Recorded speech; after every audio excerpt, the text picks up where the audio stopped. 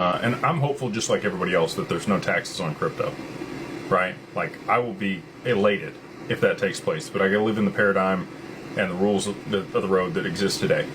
So, and you might say, okay, well, if it's just for taxes, I don't need it. Well, like we talked about before when we first started, I mean, creditor protection's a big deal. You want to make sure that you have anonymity when you're participating in things. You can still pay yourself out of the LLC. You still control the assets. You get pass through taxation through an LLC. You could file as an S corp. You do have to pay yourself a reasonable salary once it starts producing revenue, and that's somewhere between $50,000 and $70,000 a year. Is what you have to pay W-2 taxes on for self-employment tax. Anything else above that can be paid out as dividends out of the corporation. You need that structured in your operating agreement the right way.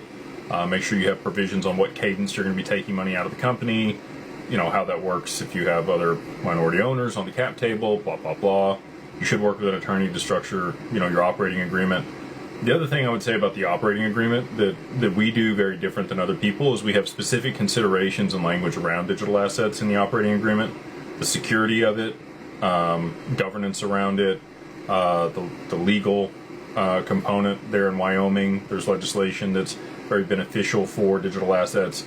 All of that's curated in the language that we have as one of the verticals that you can invest in when it comes to this LLC that manages alternative investments.